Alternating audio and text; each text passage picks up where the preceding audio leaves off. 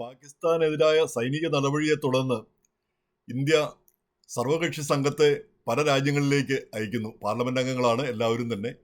അതിൽ ഒരു സംഘം ശശി തരൂരിന്റെ നേതൃത്വത്തിൽ അമേരിക്കയിലുമെത്തി.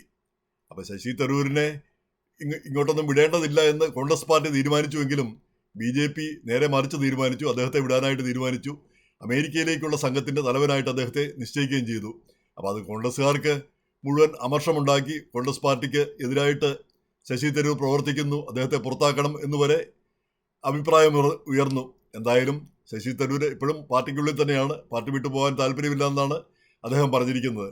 അപ്പം പിന്നെ ഇതിലെ രാഷ്ട്രീയത്തെക്കാൾ ഉപരി ഈ സർവകക്ഷി സംഘത്തെ ഇങ്ങനെ മറ്റു രാജ്യങ്ങളിലേക്ക് അയക്കുന്നതിൻ്റെ ഒരു പ്രസക്തിയെ പറ്റിയാണ് സന്ദേഹം തോന്നുന്നത്. അപ്പം ഈ ശശി തരൂര് ഒക്കെ ഇവിടെ വന്നിട്ട് എന്തൊക്കെയോ ഭയങ്കര സംഭവങ്ങളൊക്കെ ചെയ്തു എന്നാണ് നാട്ടിലെ പത്രങ്ങളിലൊക്കെ മറുനാടൻ മലയാളി അടക്കം ഉള്ളത് പറഞ്ഞു കേട്ടത്. അതായത് ഇവിടെ ഭയങ്കര നയതന്ത്രപരമായിട്ടുള്ള കാര്യങ്ങൾ ചെയ്യുന്നുവെന്ന്. അപ്പം നമ്മൾ കണ്ട റിപ്പോർട്ടിൽ ശശി തരൂരും സംഘവും ഇവിടെ ന്യൂയോർക്കിൽ വന്നു. ന്യൂയോർക്കിൽ അവർ 9/11 മ്യൂസിയം സന്ദർശിച്ചു. അവിടെ പുഷ്പങ്ങൾ അർപ്പിച്ചു. പിന്നെ കോൺസുലേറ്റിൽ ഒരു സമ്മേളനം നടത്തി. ഇവിടുത്തെ ബുദ്ധിജീവികളെയും തിങ്ക് ടാങ്ക്സിനെയൊക്കെ കുറേ പേരെ വിളിച്ച് ചർച്ച നടത്തി. ഇത്രയൊക്കെയാണ് ഇവർ ചെയ്യുന്നത്. അതിനുശേഷം ഇപ്പോൾ അവർ ഗയാനയിലേക്ക് പോയിരിക്കുന്നു. അപ്പം വാഷിങ്ടൺ DC കാര്യപ്പെട്ട അധികാര കേന്ദ്രങ്ങളൊക്കെ ഉള്ളത്. അവിടെ ആരെയൊക്കെ കണ്ടു എന്നുള്ളത് വ്യക്തമല്ല. കാരണം ഇവിടെ ന്യൂയോർക്കിൽ വലിയ ചർച്ച നടത്തിയിട്ടൊന്നും വലിയ കാര്യമില്ല. അധികാരമുള്ളതെല്ലാം വാഷിങ്ടൺ DC അപ്പോൾ പ്രസിഡന്റും വൈസ് പ്രസിഡന്റും പിന്നെ സെക്രട്ടറി ഓഫ് സ്റ്റേറ്റും പിന്നെ നാഷണൽ സെക്യൂരിറ്റി അഡ്വൈസർ, അദ്ദേഹം ആ സ്ഥാനം ഇപ്പോൾ ഒഴിഞ്ഞു കിടക്കുന്നു. അപ്പോൾ അങ്ങനെയൊക്കെയുള്ള കാര്യപ്പെട്ട ആളുകൾ. അപ്പോൾ അവരുമായിട്ടൊക്കെ നമ്മുടെ കോൺസുലേറ്റും നമ്മുടെ എംബസിയൊക്കെ നിരന്തരം ബന്ധപ്പെടുന്നുമുണ്ട്. അപ്പോൾ ആ സാഹചര്യത്തിൽ ഈ സർവകക്ഷി സംഘം വന്നിട്ട് ഇവിടെ അതുകൊണ്ട് എന്താണ് പ്രയോജനമെന്ന് മനസ്സിലാവുന്നില്ല. പിന്നെ അവരിവിടെ വന്ന് ഇവിടെയും ഇതുപോലെയാണല്ലോ മറ്റു രാജ്യങ്ങളിലെയൊക്കെ തലസ്ഥാനത്ത് ചെന്ന് ഒരു ചർച്ചയൊക്കെ നടത്തി അങ്ങ് പോകുന്നു എന്ന് മാത്രം. പാകിസ്ഥാന്റെ നിലപാടിനെതിരെ ഈ രാജ്യങ്ങളിലുള്ള ആളുകളെയൊക്കെ പ്രബുദ്ധരാക്കാൻ അവർക്ക് ഒരു അവബോധം കൊടുക്കുക എന്നുള്ളതാണ് ലക്ഷ്യം. പക്ഷെ എന്ത് അവബോധമാണ് ഇങ്ങനെ ഒരു പെട്ടെന്ന് വന്ന ഒരു ചർച്ചയിൽ കൊടുക്കാൻ കഴിയുക എന്ന് മനസ്സിലാവുന്നില്ല. എന്തായാലും എന്തെങ്കിലും കാര്യം കാണുമായിരിക്കും. അതുകൊണ്ടായിരിക്കുമല്ലോ ഇങ്ങനെ വിടുന്നത്.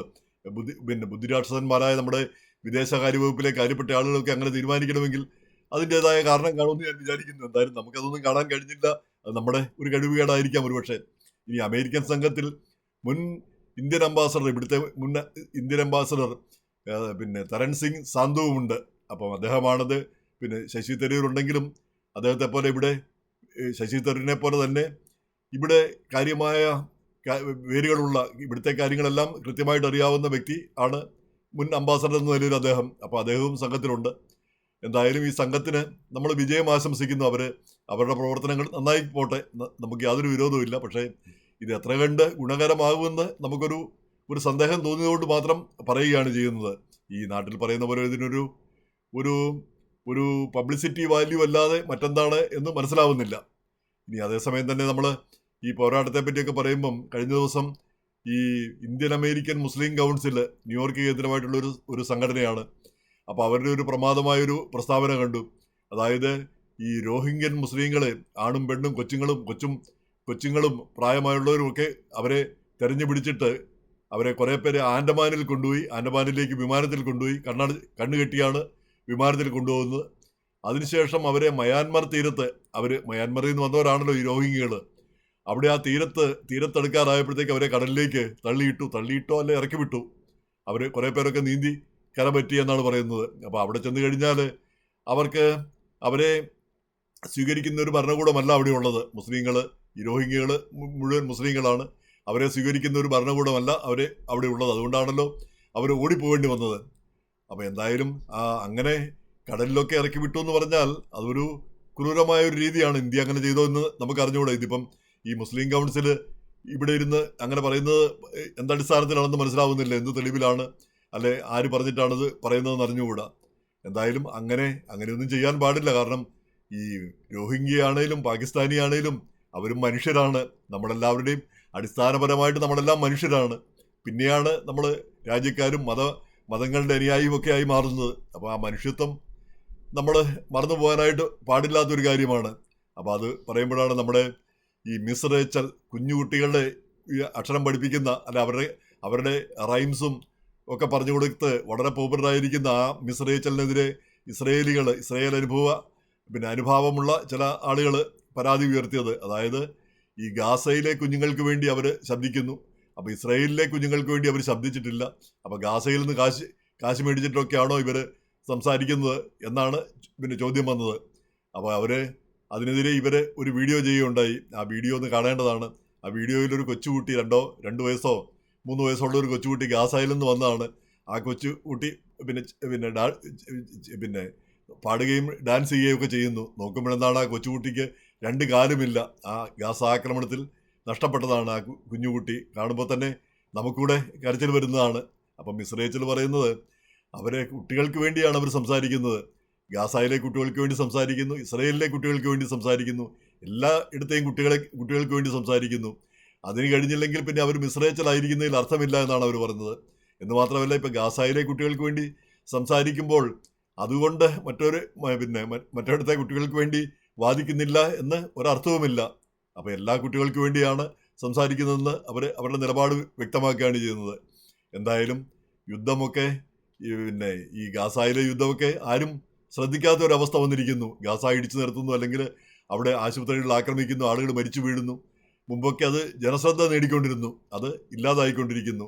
അപ്പോൾ അവിടുത്തെ ജനങ്ങളെ മുഴുവൻ ഇങ്ങനെയുള്ള ഒരു പീഡനത്തിലേക്ക് തള്ളിവിട്ട ആ നശൂലങ്ങൾ, നമ്മുടെ ഹമാസ്, അവന്മാരിപ്പോഴും അണ്ടർഗ്രൗണ്ടിലും അവിടെ ഇവിടെയൊക്കെ സുഖമായിട്ട് ഇപ്പോഴും ഇരിപ്പുണ്ട്. അപ്പോൾ ഈ ആളുകൾ മരിക്കണമെന്നാണ് അവർ ആഗ്രഹിക്കുന്നത്.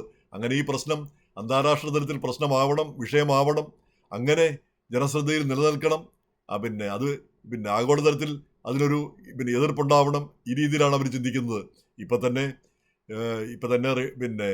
ഫ്രാൻസ്, ബ്രിട്ടൻ, കാനഡ തുടങ്ങിയ രാജ്യങ്ങളൊക്കെ ഈ ഇസ്രായേലിന് ഒരു മുന്നറിയിപ്പ് കൊടുത്തിരിക്കുകയാണ്. ഗാസയിലെ നടപടികൾ കടുത്ത നടപടികളിലൊന്നും പോകുന്നത് തടയണം, അല്ലെങ്കിൽ ശക്തമായ നടപടികൾ എടുക്കുമെന്ന്. അപ്പോൾ അങ്ങനെ മാനുഷിക പ്രശ്നങ്ങൾ ഉണ്ടാക്കിയിട്ട് അതിൽ നിന്ന് മുതലെടുക്കുക എന്നുള്ള ആ നീച മനസ്ഥിതി, ആ ഭീകരവാദത്തിൻ്റെ മറ്റൊരു മുഖമാണ് നമ്മൾ കാണുന്നത്. അതേ പരിപാടിയാണ് അവിടെ കാശ്മീരിൽ കാണിച്ചത്. അവിടെ നിരപരാധികളായ ആളുകൾ അവിടെ ടൂറിസ്റ്റുകളായി ചെന്നവരെ കൊന്നു, നിഷ്കരണം കൊന്നു, വെടിവെച്ച് കൊന്നു, യാതൊരു പ്രശ്നവുമില്ലാതെ, യാതൊരു പ്രകോപനവും ഇല്ലാതെ. അപ്പോൾ പ്രശ്നം ഉണ്ടാക്കുക എന്നുള്ളതാണ് അവരുടെ ആഗ്രഹം. അപ്പോൾ അത് ഇന്ത്യ തിരിച്ചടി കൊടുക്കുകയും ചെയ്തു. എന്തായാലും പാകിസ്ഥാന്റെ മണ്ണിലിരുന്ന് ഇന്ത്യയെ ആക്രമിക്കാൻ ഏതായാലും ഇവന്മാരെ സമ്മതിക്കരുത്. ഇവരുടെ കേന്ദ്രങ്ങൾ, തീവ്രവാദ കേന്ദ്രങ്ങൾ എവിടെയൊക്കെ ഉണ്ടോ, പാകിസ്ഥാനിൽ എവിടെയൊക്കെ ഉണ്ടോ അവിടെയൊക്കെ സർജിക്കൽ സ്ട്രൈക്ക് നടത്തുക തന്നെ വേണം. എക്കാര്യത്തിൽ ഒരു വിട്ടുവീഴ്ചയും പാടില്ല. കാരണം അവിടെ ഇരുന്ന് ആ മണ്ണ് ഇവിടെ നമ്മളെ ആക്രമിക്കാനായിട്ട് ഉപയോഗിക്കാനായിട്ട് പാടില്ല. പാകിസ്ഥാൻ തന്നെ ആലോചിക്കേണ്ട, ഞാൻ നേരത്തെയും പറഞ്ഞ കാര്യമാണ്, പാകിസ്ഥാൻ തന്നെ ആലോചിക്കേണ്ട കാര്യമാണ്. ഇപ്പുറത്തെ കാശ്മീരിലാണെങ്കിലും ഇന്ത്യയുടെ ഭാഗമാണെങ്കിലും അവർ ഒരുവിധ പ്രശ്നങ്ങളും നേരിടുന്നില്ല. അവർ സുഖമായിട്ട് ഇവിടെ ജീവിക്കുകയാണ് ചെയ്യുന്നത്.